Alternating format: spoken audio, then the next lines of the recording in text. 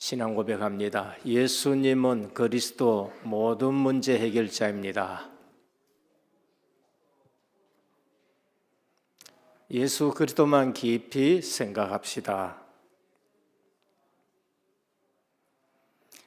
오늘 이 시간에 주시는 은혜가 또 다른 은혜입니다. 시간마다 하나님의 새 은혜 주시기에 새벽 이슬 같은 은혜가 임하기를 주님의 이름으로 축원합니다.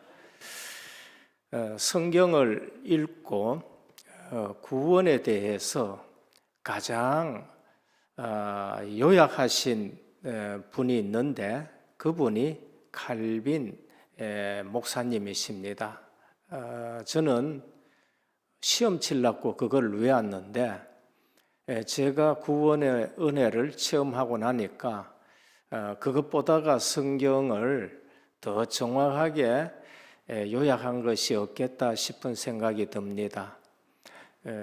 우리가 로마서를 지금 쭉 말씀을 은혜를 나누고 있는데 로마서는 1장에서 11장까지는 구원에 대해서 말씀을 합니다. 집중적으로 구원에 대해서 말씀하시고 12장에서 16장까지는 우리의 의무에 구원받은 자의 의무에 대해서 말씀합니다. 바울 서신을 보면은 바울은 예수 그리스도를 체험하고 나서는 서신서마다 처음에는 꼭 구원에 대해서 말씀합니다. 복음이지요. 어떻게 구원받았고 그 다음에 나서 우리의 의무는 뭔가라는 것을 말씀합니다. 복음 없이 의무를 행하려 그러면은 그건 굉장히 힘이 드는 겁니다. 그래서 복음 구원을 3분의 2 이상 말씀합니다. 그리고 나서 로마서에 보면은 의무에 대해서 3분의 1을 말씀하셔요. 그래서 우리가 구원에 대해서 잘 모른다. 그래서 자꾸 넘어지고 자빠지고 그렇게 하는 겁니다. 칼빈 목사님은 구원을 5가지로 정리했는데 첫 번째가 인간은 전적으로 타락했다, 부패했다고 말씀합니다. 그게 로마서 1장, 2장, 3장입니다. 이방인도 죄인이요, 유대인도 죄인이요, 모두가 죄인이다. 조건 두면은 절대 구원받을 자가 없다. 그게 두 번째입니다. 그래서 하나님이 선택하시고 그러면서 하나님이 은혜를 주신다는 겁니다. 구원은 그러면 다 받았느냐? 아닙니다. 다 정죄 아래 있는데 제한 구속입니다. 하나님이 선택하시고 부른 자가 구원받게 됩니다. 그래서 제한 구속이라고 말합니다. 그러면서 그 구원받도록 하나님 뭘 하시느냐? 불가항력적인 은혜를 베푸신다는 것입니다. 우리는 죄성이 있기 때문에 늘 하나님의 은혜를 거부하려고 그러고 세상 좋아하고 육신적인 거 좋아하고 그러면서 또 유혹받고 그래서 보면은 어쩌면 오늘 또 좀 예배 안 드릴 구실이 없느냐 뭐 이렇게 생각하는 것이 인간의 죄성입니다. 그래서 하나님은 어떻게 하느냐? 불가항력적인 은혜를 베푸셔요. 그래서 그 은혜를 우리가 거부할 수 없을 만큼 하나님이 쏟아부어 주십니다. 안 되면 어떻게 하냐? 때로는 다리를 부러뜨리기도 하고 때로는 병상에 눕히기도 하고 그래서라도 하나님은 우리를 은혜의 자리로 인도한다는 겁니다. 때로는 복을 쏟아 부어져 가지고 따라다니면서 복을 주셔 가지고 깨닫기도 하고 그렇게 하시는 겁니다. 그게 불가항력적인 은혜요. 마지막으로 성도의 견인입니다. 끝까지 믿음으로 끝까지 승리하게 하신다. 참을 견자, 참을 인자입니다. 이거는 육에서 말하는 참는 것이 아니고 믿음과 소망을 가지고 우리는 승리한다 그 말이에요. 다시 말하면은 완성될 하나님의 나라를 바라보면서 불신자가 뭘 얘기하든지 간에, 누가 어떤 불평을 하든지 간에, 누가 어떻게 넘어지든지 간에 거기에 시험 들지 않고 믿음으로 믿음에 이르면서 승리한다는 것이죠. 이 5가지가 바탕이 뭔가? 하나님의 절대 주권입니다. 우리의 구원은 하나님의 절대 주권에 근거하는 겁니다. 그게 지금 로마서에 나오는 구원에 대해서 말씀하는 겁니다. 하나님이 토기장이가 어떤 것은 그릇은 이렇게 만들고 어떤 것은 저렇게 만드는데 너희가 어떻게 얘기할 수 있느냐 그 말씀입니다. 그래서 구원했었을 적에 우리는 이 5가지가 지식이 아니라 내 신앙 고백이 되셔야 돼요. 신앙 고백이 되어야 된다니까요. 신학이 학문이 아니라 신앙 고백이 되셔야 됩니다. 그래서 하나님은 택하신 유대인들이 왜 그리스도의 의를 안 믿었느냐 그 말입니다. 그래서 그러면 하나님이 언약을 폐하셨느냐?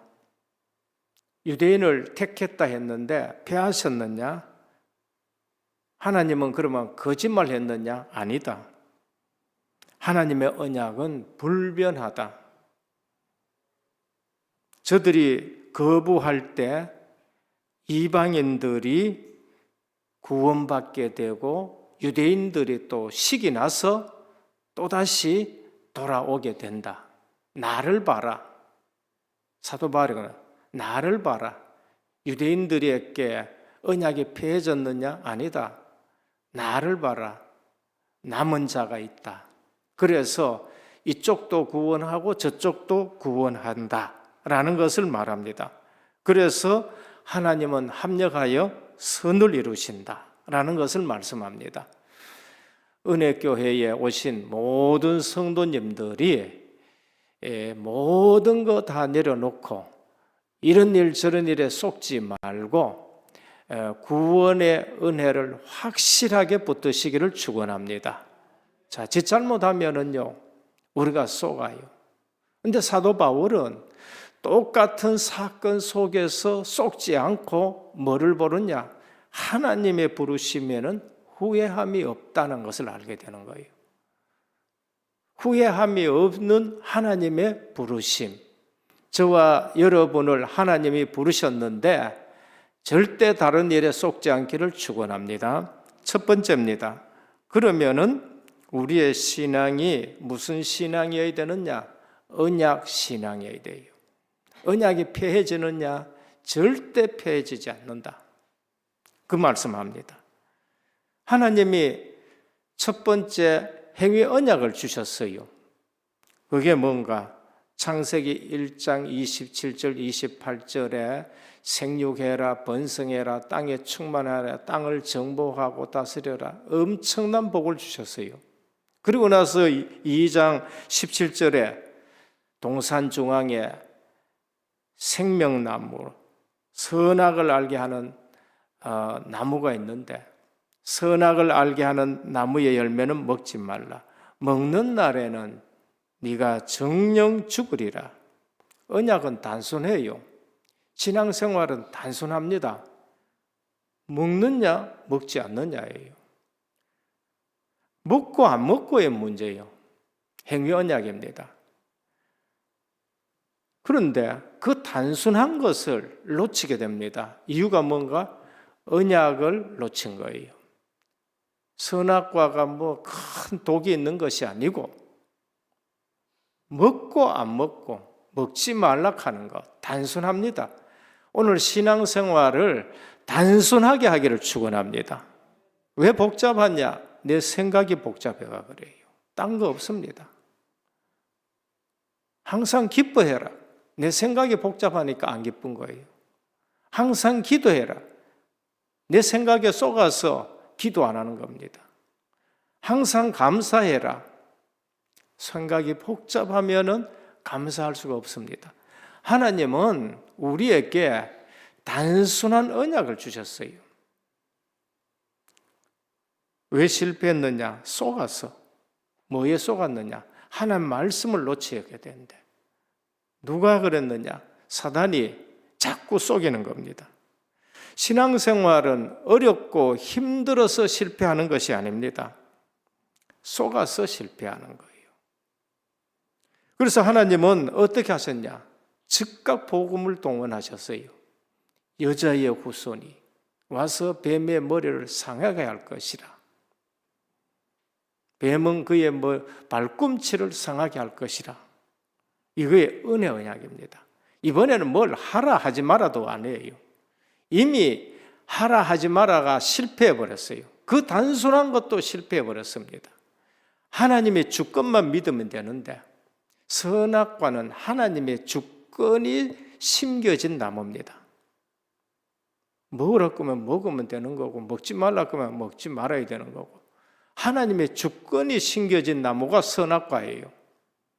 그래서 이번에는 그냥 은혜 언약을 주셔요. 이번에는 뭐 하냐? 하라 하지 말라가 아니라 믿으면 되는 겁니다. 이번에는 믿고 안 믿고 더 단순하게 주신 것입니다. 일방적으로 계약하셨어요. 상의도 안 합니다. 상의할 대상이 안 되는 거예요. 여러분 이 말 저 말 하면은 타협하지 말고 거기에 상의하지 말고 그냥 믿으시길 바랍니다. 일방적으로 하나님이 주신 거예요. 왜냐하면 우리는 계약의 대상도 되지 아니하고 상의 대상이 안 되는 거예요. 그래서 그냥 선포하신 거예요. 여자의 후손이 와서 뱀의 머리를 상하게 한다. 그리고 가죽옷을 지어 입혀버렸어요. 은혜인 줄 믿으시길 바랍니다. 그러니까 신앙생활을 은혜로 자꾸 하셔야 돼요. 하나님이 나를 부르셨구나, 은혜구나. 하나님이 십자가의 보혈로 나를 씻어주셨구나, 은혜구나. 나는 절대 불가능인데 절대 가능 속으로 들어오게 하셨구나. 왜 안 되느냐? 은혜를 놓치고 자꾸 육신적인 기준 가지고 하고 내 기준 가지고 하고 하니까 그게 안 되는 겁니다. 그래서 가죽옷을 지어 입혀서어요. 그래서 아벨이 믿었습니다. 믿고 어린 양을 가지고 그 피 언약 가지고 예배 드려요. 그 하나님이 받으시는 거예요. 믿는 자의 삶은 하나님이 받으십니다. 그런데 내가 열심히 노력해가지고 농사 짓는 것 가지고 열심히 하나님 앞에 드렸는데 하나님 안 받으셔. 가인입니다. 믿음이 아닌 거예요. 증거가 뭐냐? 히브리서 11장 4절입니다. 믿음으로 아벨은 가인보다 더 나은 제사를 하나님께 드림으로 의로운 자라 하는 증거를 얻었나니 하나님이 그 예물에 대하여 증언하심이라. 믿음으로 드렸고 믿음으로 드린 결과가 뭐냐? 그게 예물이 증거하는 거예요. 예물이. 무슨 예물입니까? 어린 양 피 있는 제사를 예배를 드렸다는 겁니다. 그래서 의로운 자라 하는 증거를 얻었다. 오늘 우리가 주님 앞에 의롭게 되는 것은 예수 그리스도의 피 공로 외에는 없습니다. 근데 다른 걸 자꾸 붙들라 그래요. 다른 것을 기준으로 자꾸 만듭니다. 그게 내가 불편하고 상대가 불편해지고 자꾸 그런 거예요. 그래서 하나님은 이 은혜 언약을 시대마다 자꾸 확인시켜 줍니다. 그게 뭔가? 노아의 방주입니다. 노아의 방주요. 들어가면 살고 밖에 있으면 죽는다는 겁니다. 뭘 하는 게 아니에요. 그냥 방주 안에 들어가면 됩니다. 들어오라 해도 안 들어온다. 다 지어놨는데 들어오라 해도 안 들어와요. 오늘의 방주를 우리는 만드시길 바랍니다. 노아가 그 시대에 아무 말 안 하고 사람들이 조롱하기나 그게 뭐 되겠느냐 하면서 하기나 말기나 노아는 계속 방주를 만들었어요. 오늘 이 시대에도 우리는 말씀 가지고 나와 우리 집과 생명 보존을 위해서 방주 만드시길 바랍니다. 말씀 운동입니다. 아브라함 시대의 창세기 12장입니다. 너는 복의 근원이 될지라 한 민족을 이루게 하겠다. 빨리 본토 친척 아비 집을 빠져나와서 내가 네게 지시할 땅으로 가라. 그리스도가 오실 땅입니다. 무조건 가나안 땅으로 가야 돼요. 거기에는 이유가 없습니다. 구약에 보면은요, 가나안 땅으로 방향 안 맞추면은 가정 깨지고 그러면서 고생 바가지로 하고 그런 겁니다. 왜? 그리스도 오실 땅으로 방향을 안 맞췄기 때문에 그런 거예요. 아브라함에게는 가나안 땅의 언약을 주셨어요.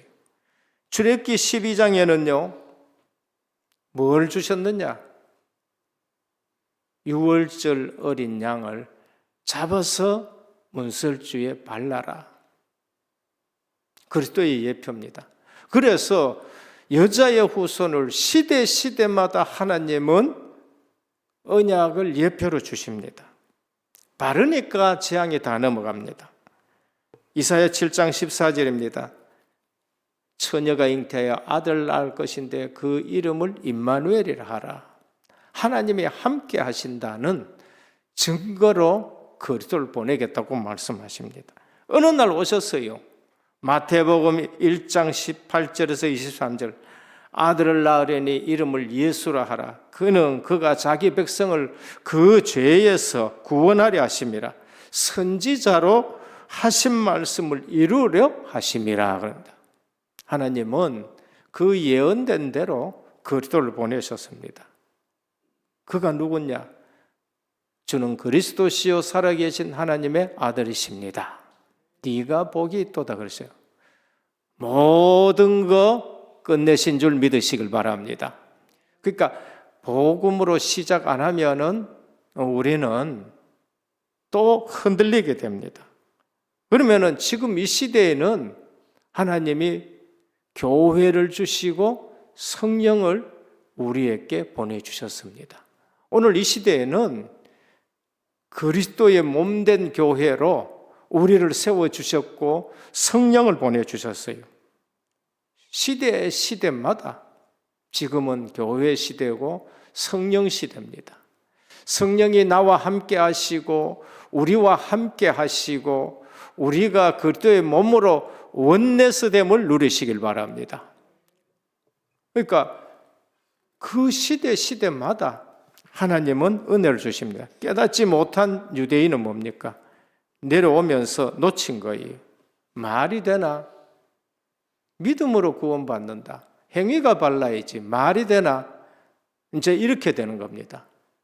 말을 들어보면 맞는 말인데 뭐를 놓쳤어요? 그리스도의 의를 놓치고 율법의 의를 붙드는 겁니다. 그게 성경에 말한 그 침돌에 걸려져 넘어지는 거예요. 내가 시온에 머릿돌을 뒀는데 믿지 않는 자는 거기에 걸려서 넘어진다는 겁니다. 그래서 하나님의 의인 그리스도를 배척해버리고 자기의 의, 율법의 일을 붙들게 되는 겁니다. 그래서 그러면은 이스라엘에 대한 하나님의 언약이 폐해졌느냐? 결코 아니다.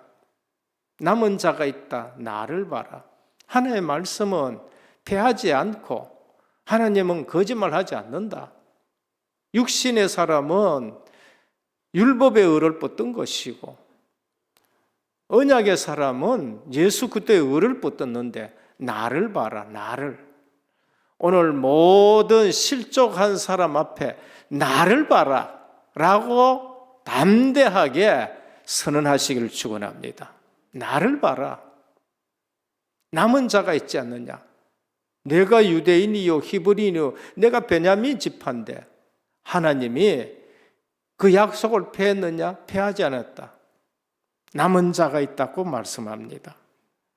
그래서 오히려 이방인에게로 복음이 흘러가는 계기가 되었고 핍박을 통해서 오히려 복음이 더 확산되었고 이방인이 구원받고 축복받고 그거 잘됨을 보고 유대인들로 돌아오게 하겠다.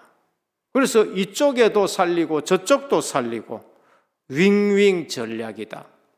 복음의 사람은 문제를 보고요 의심하지 않고 하나님의 계획을 찾게 되는 겁니다. 시너지 효과가 나타난 겁니다. 문 닫혔다고 망했느냐? 아니다. 저쪽을 살리고 저쪽을 살리면서 그 일에 남은 자인 내가 지금 쓰임받고 그래서 유대인들로 또 구원받도록 하나님이 하신다는 겁니다. 속지 말고 돌 던지지 마라. 이방인 너희들이 속지 말고 유대인 돌 던지지 말고 너희가 구원받고 유대인 구원받게 해라 라고 말씀합니다. 원가지인 유대인도 저럴 정도가 됐는데 원가지를 잘라버리고 접붙임 받은 너희가 교만해서 되겠느냐? 그러면 안 된다는 겁니다. 그래서 하나님은 그 부르심에 후회하심이 없다고 말씀하는 겁니다. 오늘 또 구원받은 저와 여러분들은 정말로 속지 말고 하나님의 부르심에는 절대 후회함이 없는 줄 믿고 누구 때문에 시험 들고 누구 때문에 넘어지지 말고 나 때문에 옆에 사람이 살아나는 축복이 있기를 축원합니다.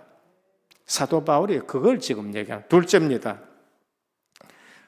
우리는 약속의 계승자가 되어야 돼요. 우리는 언약의 계승자가 되어야 됩니다. 성경을 봐라, 교회사를 바라는 겁니다. 오늘 누구 바라고요? 엘리야를 바라는 겁니다. 자칫 잘못하면은 세상이 왜 이렇습니까? 내만 지금 남았습니다. 왜 이렇게 안 됩니까? 라고 실망해가지고 있는 엘리사 봐라. 하나님이 뭐라 그랬느냐? 7,000명이 남겨져 있다. 우상 섬기는 시대가 됐는데 7,000명이 지금 남아있다고 그렇게 말씀합니다. 오바다는 100명을 지금 숨겨놓고 있고 그 외에도 7,000명이 있다고 말씀합니다. 그러면서 너는 가가지고 엘리사에게 기름 붓고 예후에게 기름 붓고 저 하사엘에게 이방왕 하사엘도 바꿔라 그렇게 말씀하지요. 오늘 세상 보고 옆에 보고 실망하지 마시고 이 시대에도 남은 자가 있다는 것을 말씀합니다. 우리는 실망하게 되고 그러지만은 하나님은 남은 자가 있다는 겁니다. 그래서 언약의 계승자가 되어요. 엘리야는 엘리사를 세웠습니다. 다 죽는 시대입니다. 애굽 시대입니다. 사내 아이가 나면은 전부 다 이제 나일강에 다 던져야 될 판입니다. 그때 남은 자가 있었어요. 그게 누군가? 요게벳입니다. 모세에게 이 창세기를 기록할 만큼 언약을 전달했는 겁니다. 어느 날 하나님이 희생제사 얘기하는데 모세가 알아들었어요. 너는 가서 장로들에게 얘기해라. 알아들었어요. 그걸 얘기할 때에 전 이스라엘이 구원받게 되는 걸 볼 수 있습니다. 사사시대입니다. 딴 거 가지고는 안 된다는 걸 알았어요. 육신의 아들은 안 된다는 걸 알았습니다. 뭐를 붙잡았어요? 나실인입니다. 오직 그리스도만 붙잡는 아이가 필요하다는 것을 알게 됐습니다. 그래서 사무엘이 나가지고는 그냥 성전에서 성막에서 그냥 사는 겁니다. 오직 그리스도입니다.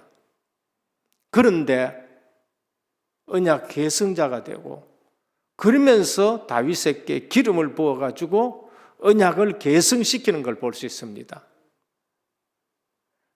약한 것 같지만은 약한 것이 아니고 적은 일 같지만은 적은 일이 아니고 그 다윗이 아브라함에게 약속하신 대로 이 땅을 네게 주었다. 너 후손들에게 주었다. 다윗이 전 가나안 땅을 정복하는 복을 누리게 되는 겁니다.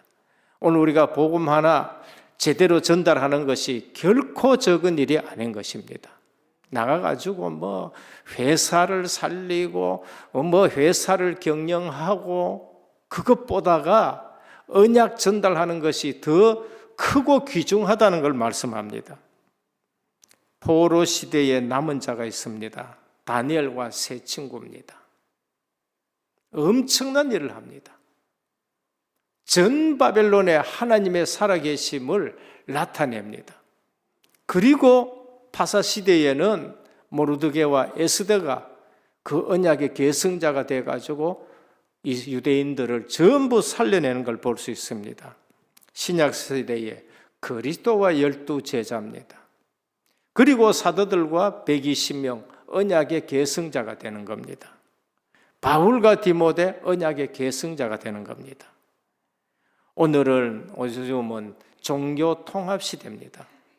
너희 종교도 같고 우리 종교도 같아. 전부 다 이제는 하나 되자. 종교 통합주의 시대입니다. 오직 예수 그리스도하면은 이제는 법으로 금하는 시대가 되었습니다. 이 시대에 하나님은 저와 여러분들을 언약의 계승자로 부르셨습니다. 그거 하나를 굳게 잡기를 축원합니다. 적은 것 같지만 이게 결코 적은 일이 아니에요. 성경에 보면은 요게벳이라든지 한나라든지 그러면서 쫓겨다니고 피해 다니고 내만 남았다고 하는 그 능력 있는 엘리야가 아주 약하게 되는 것 같은데 하나님은 언약의 계승자로 세운 것을 볼 수 있습니다. 세 번째입니다. 하나님의 후회 없는 계획을 바라보자. 자칫 잘못하면 우리는 속습니다. 나는 왜 이러느냐? 우리 남편은 뭐 이러느냐? 속습니다. 바울은 안 속았어요.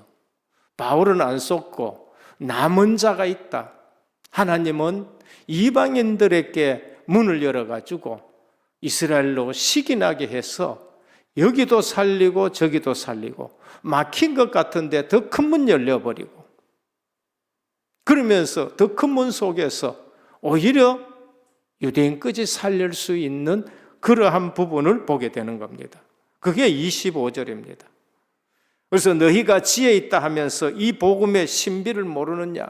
너희가 구원 얻었다 하면서 만날 불평하고 구원 얻었다 하면서 만날 넘어지고 구원 얻었다 하면서 만날 하나님의 원망하고 너희가 이 복음의 신비를 모르느냐? 저는 그래요. 내가 완전하다는 것이 아니라 복음 깨닫고 나니까요.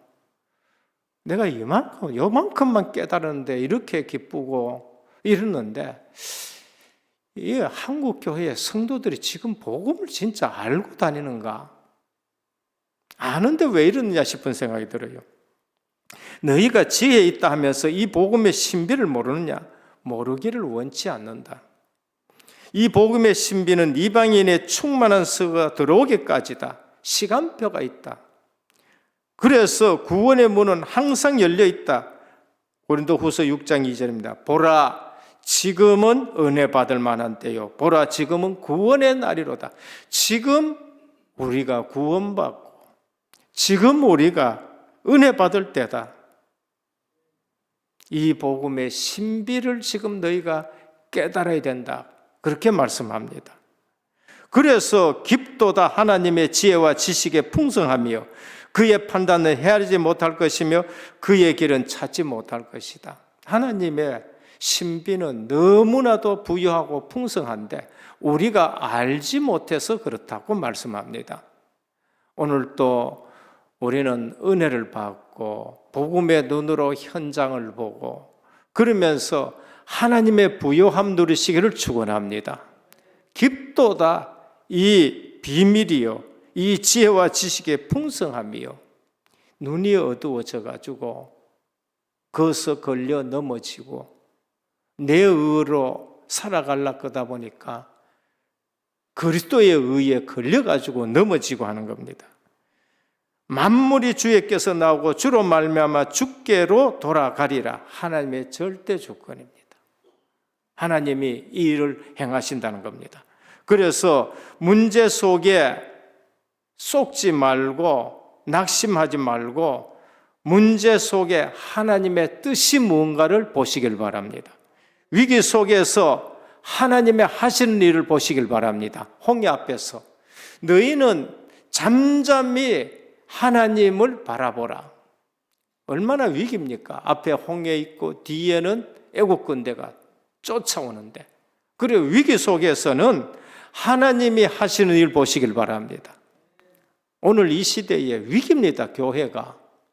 그런데 우리는 기도하면서 잠잠히 하나님이 어떻게 하시는가 보시길 바랍니다. 지역과 환경 속에서 하나님의 계획을 보셔야 돼요. 이 지역에 하나님의 계획이 뭔가? 우리 환경이 이렇다. 하나님의 계획이 뭔가?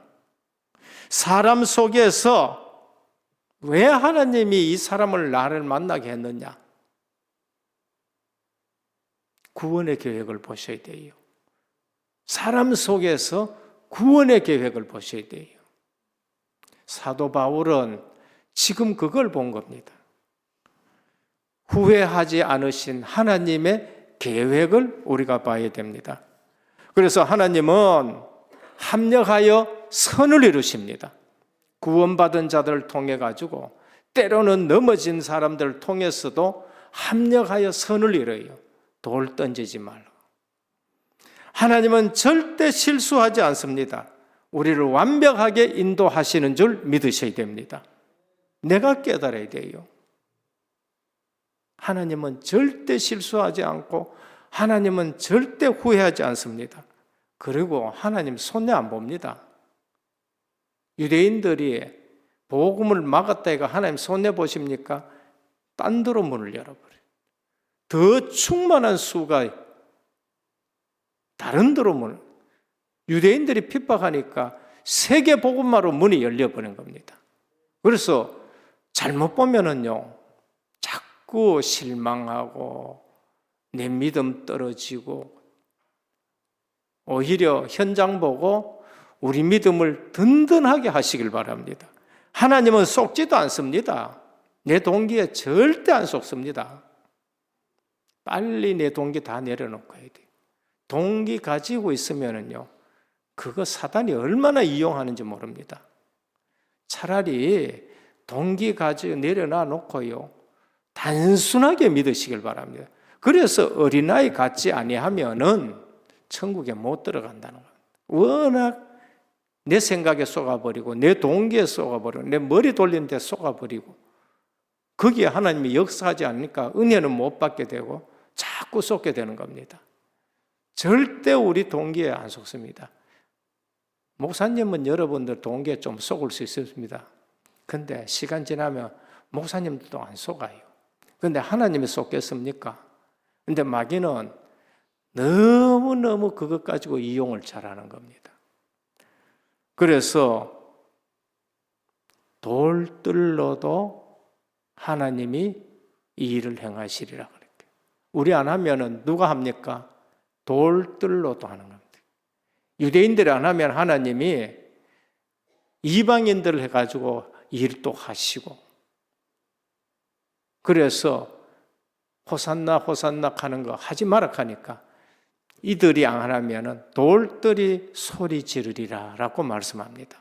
하나님은 절대 손해 안 봅니다. 내가 넘어지고 하면은 내만 손해 보게 되는 겁니다. 내가 시험 들면은 내만 손해 보는 겁니다. 물론 합력하여 선을 이루시겠죠. 결론입니다. 하나님의 부르심에는 후회하심이 없다. 하나님이 날 불러놓고 절대 후회 안 하십니다.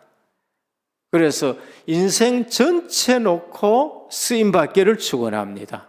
인생 전체 놓고 하나님은 내 지금 요 순간 놓고만 부르신 건 아니에요. 내 인생 전체를 놓고 부르셨다는 거예요.